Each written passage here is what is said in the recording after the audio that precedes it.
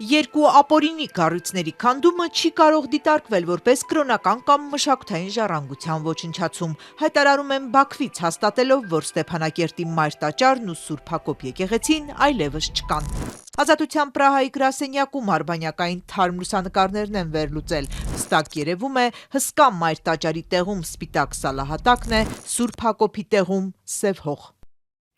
Կովկասի մահմեդականների վարչությունն է պատասխանել Մայրաթորի օրեր առաջ տարածած հաղորդագրությանը, որում խստորեն դատապարտում են Ադրբեջանի իշխանությունների կողմից իրականացվող Արցախի հոգևոր ու մշակութային ժառանգության հետևողական ոչնչացումը։ Բաքուն հայտարարում է, այս երկու եկեղեցիները օկուպացիայի խորհրդանիշներ էին, մեջբերում հայտարարությունից.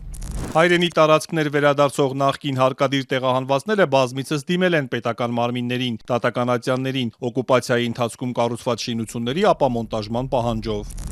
Այդ ովքեր են վերադառնում Ստեփանակերտում, շատ քիչ էին ադրբեջանցիներն ու ապրում էին Կրկժանի վերին թաղում եւ ոչ եկեղեցու թաղերում, հակադարձում է Արցախի թեմական խորհրդի ատենապետ Լեռնիկ Հովհաննիսյանը։ Կոնկրետ Ստեփանակերտ քաղաքում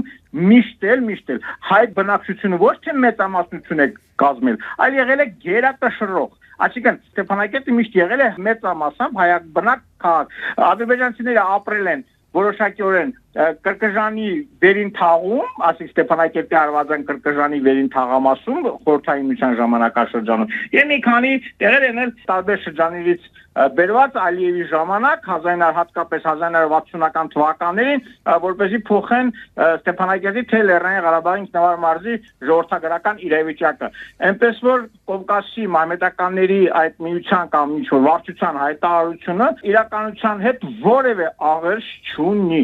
Միջազգային հումանիտար իրավունքից է խոսում Բաքուն, հիմնավորելով եկեղեցիների ոչնչացումը, գրում են դրանք Ադրբեջանի համաձայնությամբ չեն կառուցվել եւ քանդելով իրենք օրինականություն են վերականգնում, որ խախտվել է իրենց բառով օկուպացիայի տարիներին։ Ըստ Լեռնիկ Հովհաննիսյանի, դա ոչ թե օկուպանտների, այլ բնիկների մշակույթն է։ Դա որևէ իրավական, միջազգային իրավական որևէ բանի չի դիմանում, որովհետև շատ վաղուց Արցախի հայ բնակչության իրավունքը դեռևս սկսած ԵՀԿ խմբի համանախագահների բոլոր հայտարարություններում, բոլոր փաստաթղթերում Լեռնային ճանաչվել է Լեռնային Ղարաբաղի հայ բնակչության, Արցախի հայ բնակչության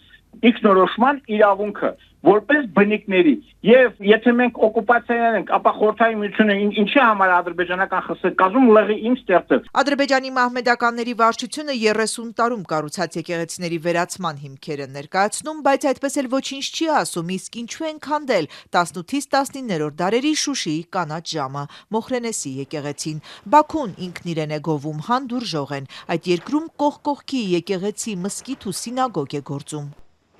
Եթե իրանք այդպես տոլերանտ են եւ պահպանում են հանդուրժողականը եւ պահպանում են այդ թվում նաեւ հայկական եկեղեցիները բերելով Բաքվի օրինակը, ապա ուր են Նախիջևանի 27000 հուշարձանները, ուր են Հյուսիսային Արցախի հուշարձանները։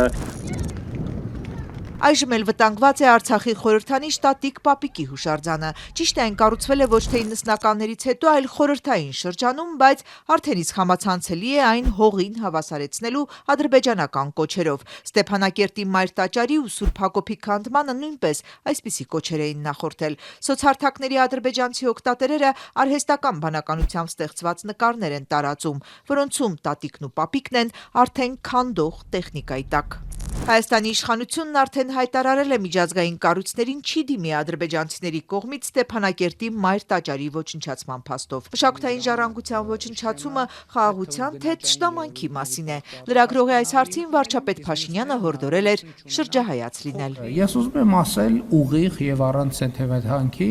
որ ընդհանրապես այս թեմաների նկատմամբ առավել եւս հիմա պետք է լինել շրջահայաց, որովհետեւ նման թեմաները